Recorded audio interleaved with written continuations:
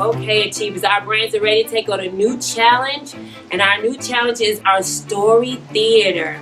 So I would like everyone to stand up and step off stage. We call it story theater, stories written by student authors. It gets the students into believing and feeling that they are authors as well, not just listening to stories written by other people, but also by themselves, and making those words come to life. I use it in my classroom. The students really enjoy it because, you know, stories, they have stories all day. So if they just have a burning story and they just pull me aside, I have a story. I always use an index card because they need to know, I want them to know that the story just can't go on and on and on. We want to be able to act the story out. We want to be able to make your words come live, and to be able to do that, the story does have to have a limit. So when the card is finished, then the story ends. Just randomly throughout the day, I'll ask the kids, tell me a story.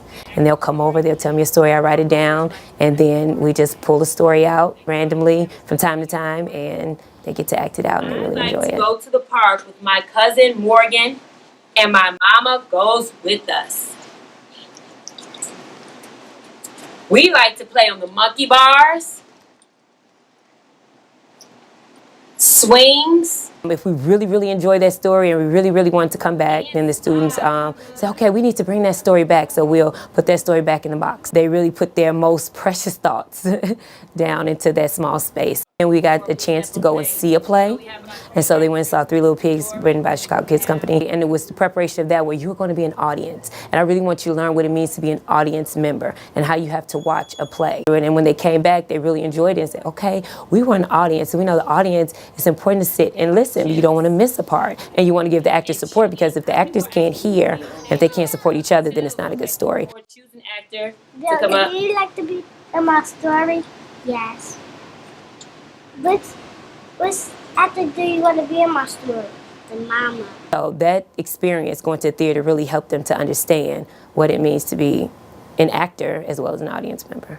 I gave them examples of how to give a story. You know, just how you come with random thoughts. I didn't want them to feel like I needed an exact beginning, middle, end, or had to follow a specific sequence. The stories that they enjoy telling even more than the writing that they have to do, because it is free and it's flowing and it's just them, and it's whatever I feel like saying, and then I know that it's going to be accepted, and I know it is going to be celebrated. The fact that we celebrate it and the peers get to act it out and everybody enjoys it makes it even more special to them. Make sure you have a set space, and that's what we call our stage. Keep that space like a sacred space. That is the stage. And so when actors are off stage, you have a space to stand off the stage, and then when the actors are on the stage, you don't step onto it, because that is their space. Some of the changes that I've noticed with the students is that they become more respectful listeners of one another when they're with each other. They give more eye contact, and they also enjoy extending the stories and acting out the stories on their own, in their own time. When they have center time, they can go in the dramatic play area, is always a play.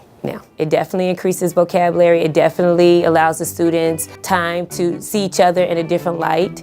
They see each other as participants in their education, and that they're really supporting one another and helping each other grow. The end. Good job,